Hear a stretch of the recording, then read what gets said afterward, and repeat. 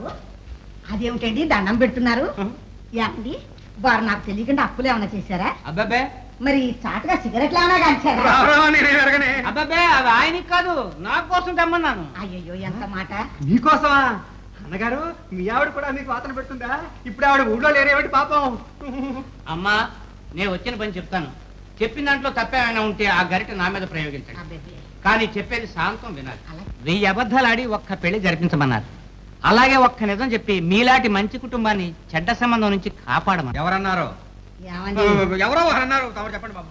మీరు చూడబోయే పెళ్లి సంబంధం మంచిది కాదు. ఏ కుషావ్? ఏమండి ఏది ఆ ధర్మయ్య గారి సంబంధమేనండి?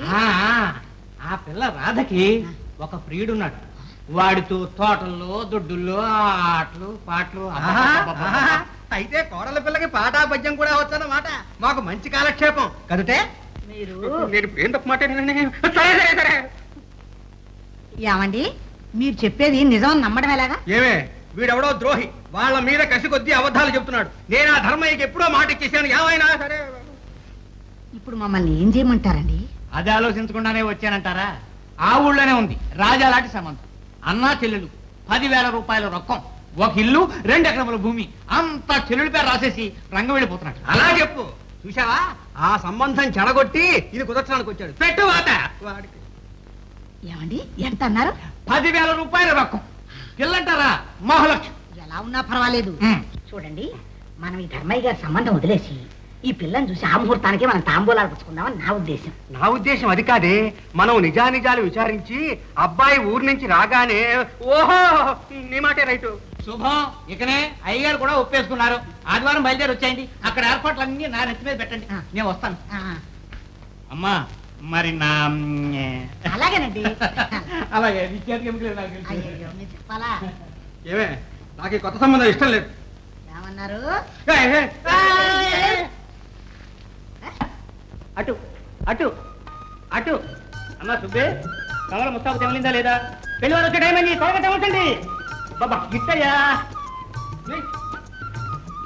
ముడతలు కూడా చూసుకోకపోతే అయ్యయ్యో. బాబాయ్ ఆ పెళ్లివారు ఎవరో వారి మంచి చెడ్డలు ఏమిటో నేను బొత్తిగా ఎరగను. నువ్వేమో వాళ్ళని ఏకంగా తాంబూలానికే పిలిచావు. తాంబూలానికే కాదయ్యా పెళ్లికే పిలుస్తాను. నీ ఇంట్లో నాకు ఆ స్వతంత్రం ఉంది, నాకు ఆ అధికారం ఉంది. అబ్బే బాబాయ్ నేను చెప్పేది అది కాదు బాబాయ్. ఏమిటయ్యా నువ్వు చెప్పేది? మీ తాతగారు పోతూ పోతూ మీ చెల్లెలి పెళ్లి భారం నా నెత్తి మీద పెట్టాడు. మీకు ఏమన్నా తెలుసా? తెలుసా? ఊరికాను. అమ్మా సుబ్బే కావడం ముస్తావు తెమలిందా లేదా? అయిపోవచ్చింది. త్వరగా తెమల్చమను. అబ్బా సింగారం ఇంక చాలేవే. మరి ఎక్కువైతే ఏమవుతుంది? వచ్చేవాడు పొరకు తింటాడు. త్వరగా కానివ్వండి, వాళ్ళు వచ్చేస్తున్నారు. ఆ సరంజన అంతా వచ్చిందో లేదో చూసుకోవయ్యా. ఓహో పారగలగారా? చూడు బాబాయ్ తొందరపడి మాట ఇవ్వద్దు. వేణు నీకు ఇష్టం లేకపోతే చెప్పేసే, వీధిలోంచి పంపించేస్తాను. అది కాదు బాబాయ్, కమల తల్లిదండ్రులు లేని పిల్ల. తాతయ్య పువ్వుల్లో పెట్టి పెంచాడు. అవునయ్యా కాబోయే మొగుడు కూడా అంతే, అలాంటి వాడే. పరమ సాధు. పిల్లకి ఆడబడుచులు పోరు లేదు. మామగారు వట్టి వెర్రి బాగలాడు. ఈ అత్తగారంటాం పరమ సక్కుబాయ్, నోట్లో నాలుక లేదు. నీకు తెలుసా అని నా చెల్లెల్ని కష్టపెట్టకుండా దయతో చూడాలి.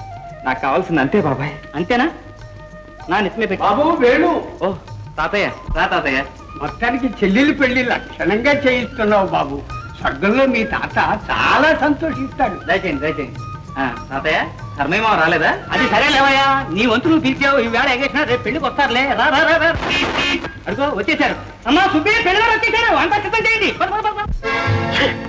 ఎంత దారుణం! తనని కాదన్నానని పగబెట్టి నీకు తెచ్చిన సంబంధాన్ని చెడగొడతాడా? నా కళ్ళ ఎదుటే ఆ సంబంధాన్ని తనంటికి మళ్ళిస్తాడా? పైగా పేరంటాన్ని కూడా పిలుస్తాడా? తుచ్చుడు. మళ్ళీ కబురు చేసినా సరే నువ్వు మాత్రం వెళ్ళొద్దామా?